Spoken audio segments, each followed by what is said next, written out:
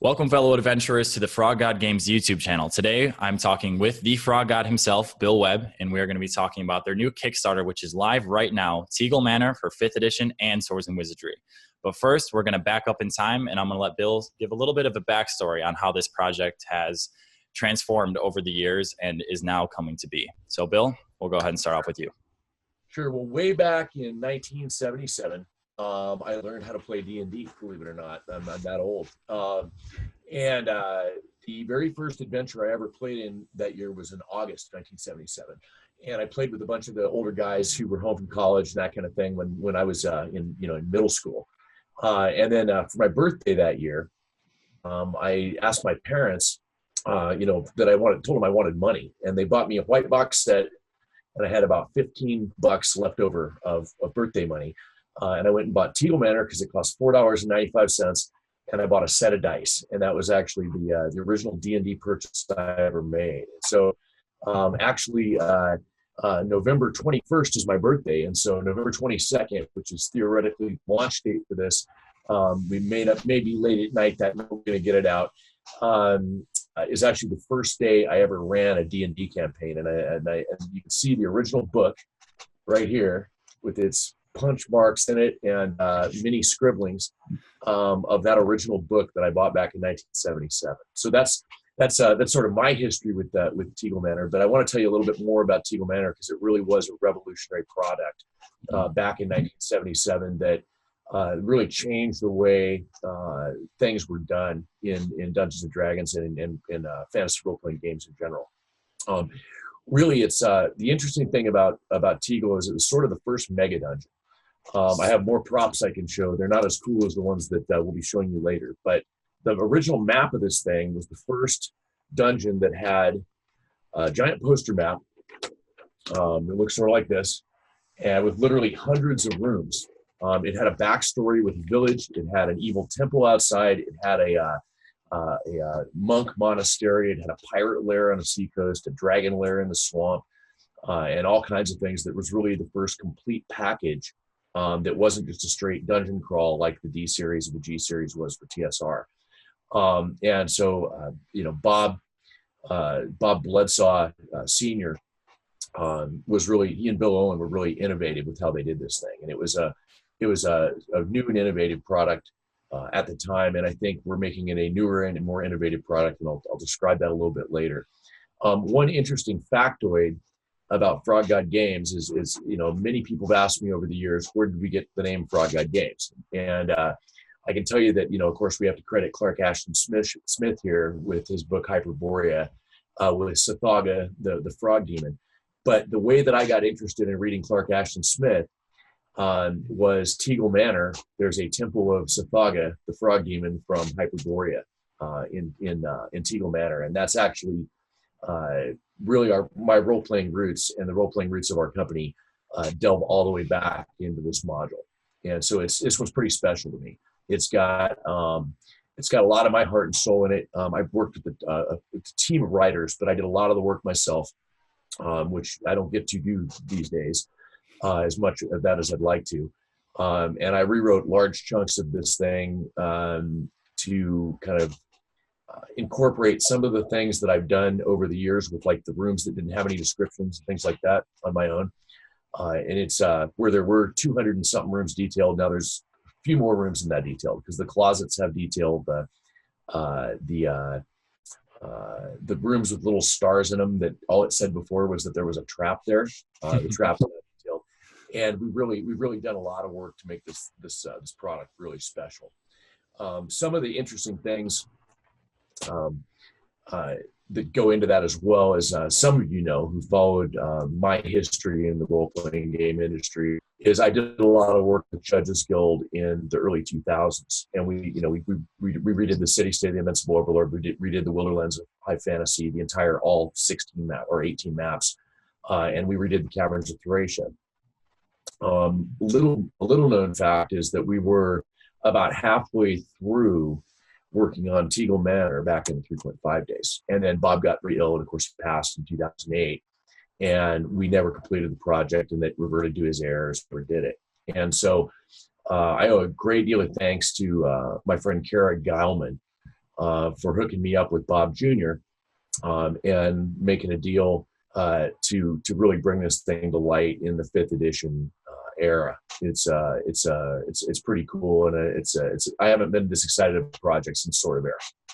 Yeah, that's amazing. And like I want to touch on a little bit later, there's a big distinction with Kickstarter and crowdfunding of projects that want to come to be and projects that should come to be. And this is definitely one of those projects that should be in existence, should be revived, should be revitalized and renewed for, the new generation of gamers to enjoy literally for the entirety of the rest of the existence of role-playing games. But so obviously Tegel Manor is around before. So can you give a little bit of insight on what is new with Tegel Manor now as opposed to what is like in the older content? What is new content? People love new content. First of all, the original was 24 pages of one-liners. Yes. Yeah. A room might be described, for example, as about 2 to 12 level 1 to 3 rats are found here eating or snoozing. And that's all that the room described it as. That's obviously been expanded up. It's gone from 24 half-page pieces of paper to probably somewhere between 200 and 250 pages of well-described text.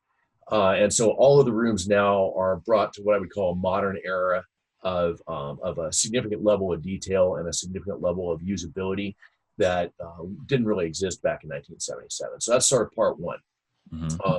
Part two on this is the artwork. Is done primarily by Art of Shikayev. Those of you who are familiar with our projects have seen his work before. He's been our Lost Lands cover artist now for about the last 7 years. His artwork, and Ben will slap some shots of this up when he does the editing, but the artwork is absolutely spectacular. One of my particular favorite ones, and you'll see these shots of these in the Kickstarter, some of them at least, is the Temple of the Frog. And so he actually Artem did a really nice full page piece of the Temple of the Frog that's going to be in the module, and that actually is probably going to be what I use for the artist to use as a replication for the statue that we're going to get built outside of our warehouse sometime in the next few years. So those are two things. Far more than that, though. I brought in some really high-end talent, Tom Wilson, if those of you know his work, to write a larger adventure based on the wilderness areas. So something that will tie together the manor with the village, with the monastery, and with the temple itself. He did a fantastic job on that thing. It's about 50,000 words, I think, and it's going to be inside the module. It's nothing you have to buy extra or anything like that. It's going to be part of the book. But where those were described, literally, the temple was described in,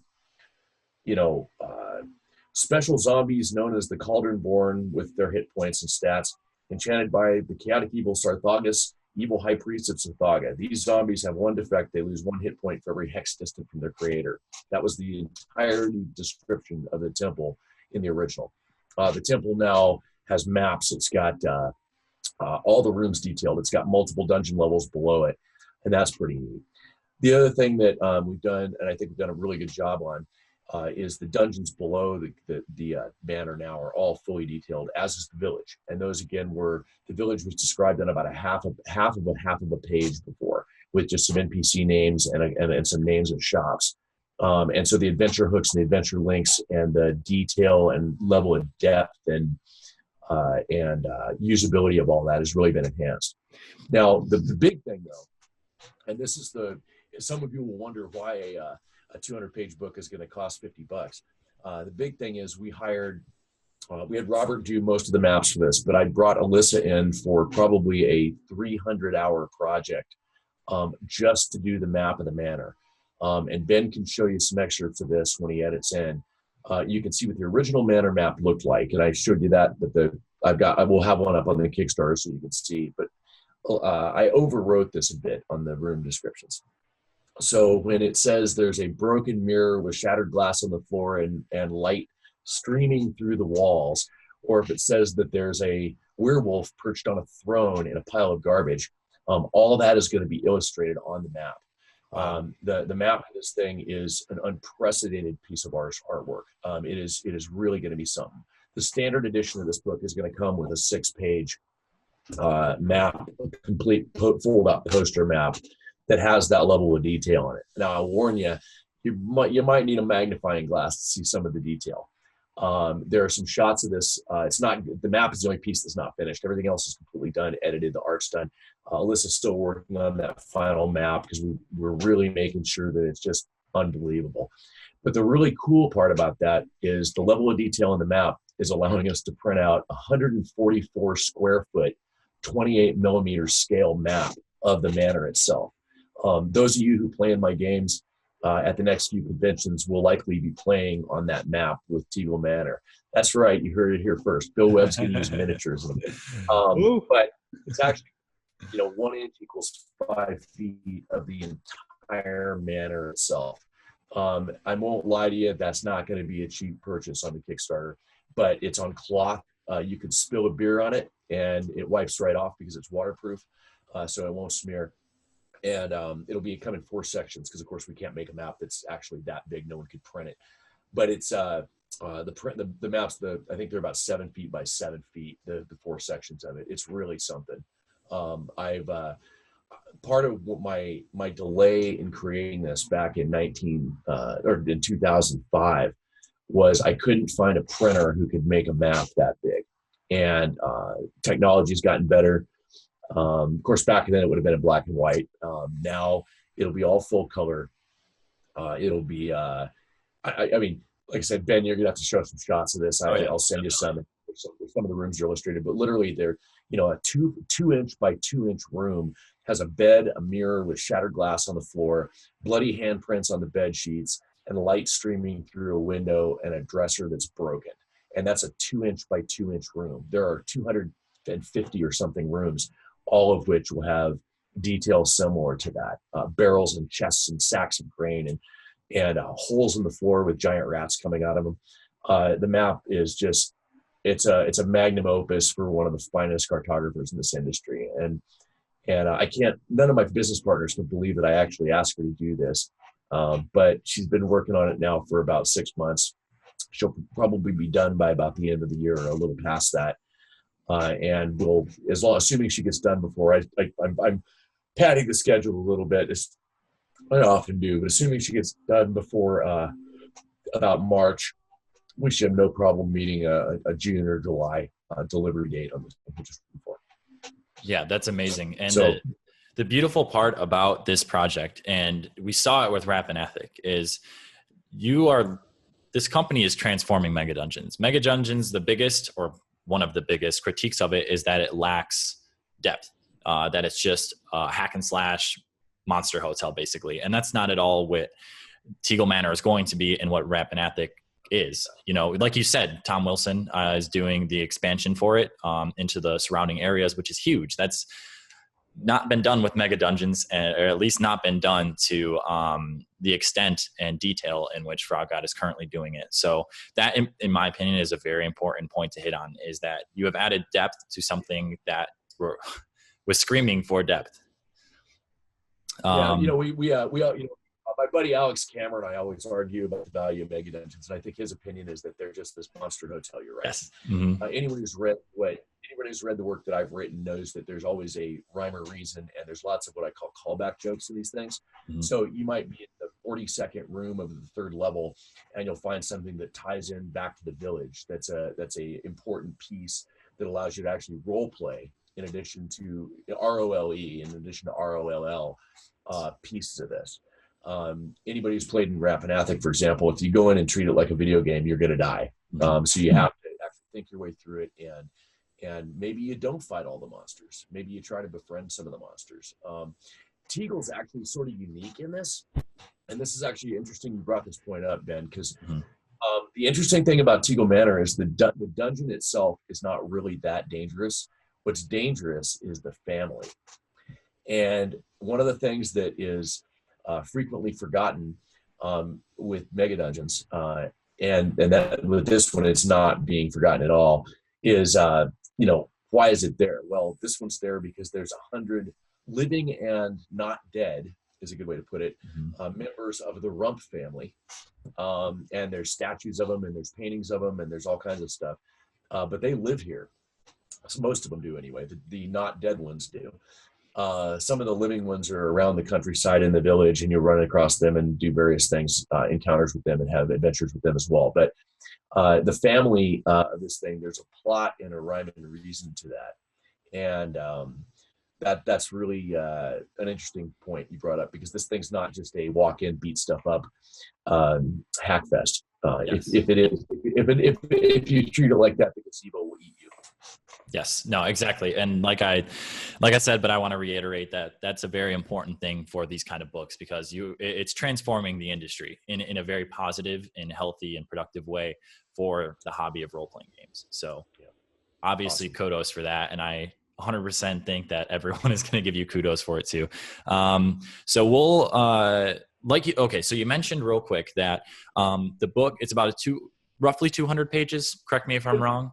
200 and 250 plus math. So okay, yeah. Our talk will be separate from that, but because there's going to be one poster, and we're putting a second poster of the Wilderness End as a stretch goal. Perfect. So one of the things I've been trying to do with Kickstarters is, obviously everybody knows there's a bare minimum you have to sell to break even, and then after that it's all profit, right? Mm-hmm. So one of the things I've been trying to do with our Kickstarters is to sort of give back a little bit of that profit, at least some of it, to everybody rather than just a couple of people. Mm-hmm. And so one of the things we're going to be doing is most, not all, but most of the stretch goals are something that everybody gets for free. So for example, this is starting out as a soft cover perfect bound book.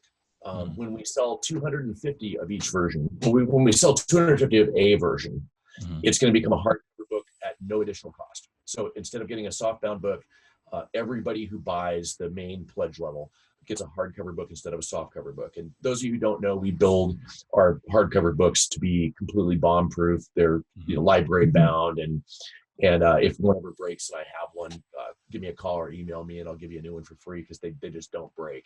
Mm-hmm.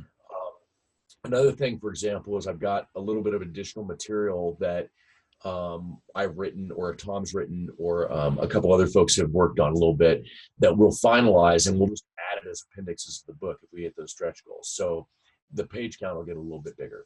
And again, at no cost to anybody else. Mm-hmm. And then of course the big one is if we hit a certain pledge level, and I didn't even make it that ridiculously high. I basically made it where we'd make a little bit of money. I'm going to add a whole nother poster for free for everybody. And wow.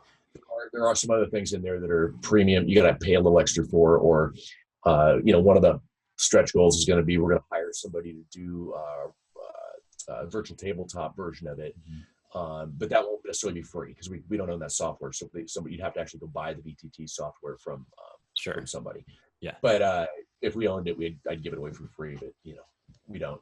So anyway, so that's one of the things we've really tried to do is add value as we get more dollars in the door. Definitely. And that's, again, a really important thing to the hobby is the transformative nature of what these books are becoming. You can back the book, and then it's going to transform into something completely different and more beautiful. Well, not completely different, but more beautiful and extended and expanded, thanks to something like Kickstarter. And like you said, it's about a $50 book. In my opinion, that's a bargain for the quality of book that, this company is doing. It's mind-blowing every single time one of these books comes out, and the quality and detail surpasses almost everything. So yeah, it's a complete bargain. There's a lot of options on the Kickstarter. Of course, you can go ahead and hit the top link in the description to view the Kickstarter. But like we mentioned earlier, it's for 5th edition and Swords and Wizardry. But there is an option to get both of them, correct? Yeah, there's an option to get both of them. There's actually, we've added some really neat stuff on this. This one is so nostalgic, being sort of the first published Mega Dungeon, and certainly the first published Haunted House. It was released on Halloween, right, of 1977. So it was pretty new deal. One of the things we're going to be adding to this is we're as premium pledge levels of obviously the gigantic maps that are going to fill a room that you'll be seeing me play with at least in Dallas this year. I don't know that I'll have it ready for GaryCon or not, but and then the other thing is for those of you who wax nostalgic, we're going to be having a limited number of pledges where you can add your own portrait as a member of the family, along with the description of yourself in the back. So there's a fairly limited number of those. I think I'm going with a maximum of 20 of them. But you know, you want to be a piece of true D&D history, because this thing is a piece of true D&D history. Really, at the time, nothing existed like it. Yes, it revitalized more beautifully. You know, it's just, we said, expanded and made new to be enjoyed by, you know, hopefully thousands and thousands of future gamers. Obviously, I'm going to be spearheading that with the newer generation. So it's getting pretty steep to get an original version of it. I think a kind of medium shaped copy of this thing went for about $400. Of the original went for about $400 at GameholeCon last week. Yeah. So it's getting pretty difficult to get this. The other thing we're going to be doing as a stretch goal, just for nostalgia purposes for everybody, I think it's like right after we fund, is we're going to get, the Judges Guild folks have graciously agreed to do this, is everybody gets a PDF copy of the original. Which is wow. And, so this is like, that's an important thing to touch on, is the goal for this is only 15,000. So really what you're going for here is the stretch goals. And, you know, the 15,000 is going to be smashed in like a day. And then going forward, the biggest reason to back this project is to keep pushing towards those stretch goals.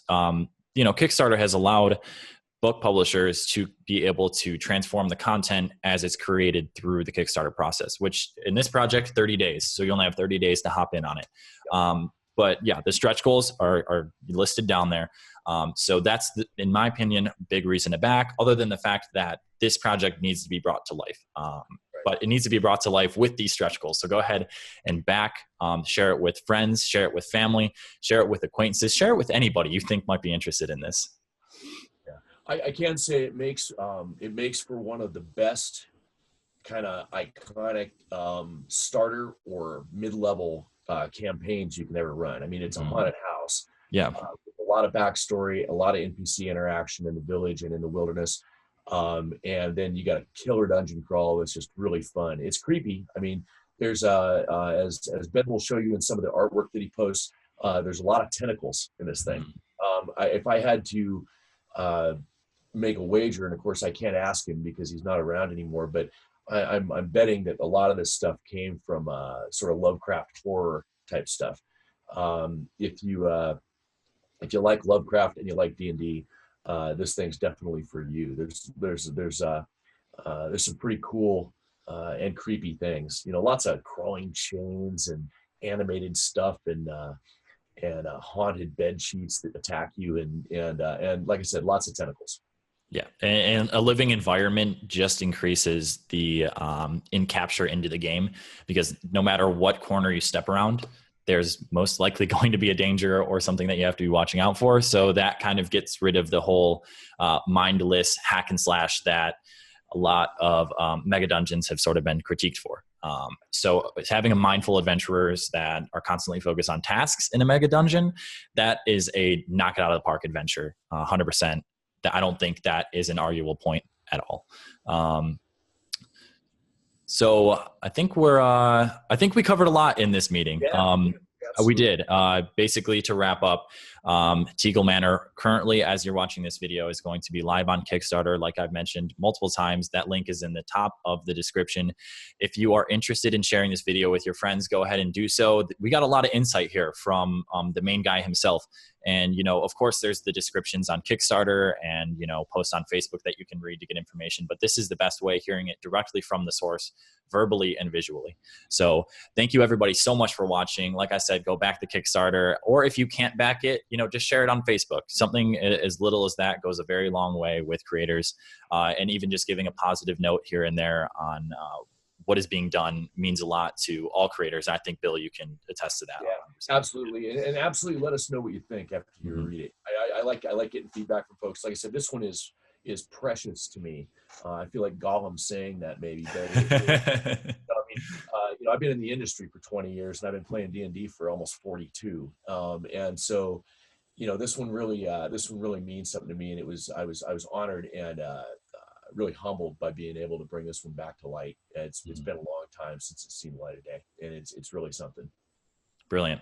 All right. Well, thank you everybody so much for watching. Go ahead and hit that subscribe button. We're going to be uploading a bunch of new and amazing content to the Frog God channel, as well as slap a like on this video if you enjoyed it any time. And for the comment section for this video, I'd like you all to give a post about something that you're excited for about Tegel Manor, something that you're looking forward to, something that you are very pumped to either play at your table or just to read at home. So thank you everybody so much for watching. Keep those rolls and spirits high, and we'll see you next time.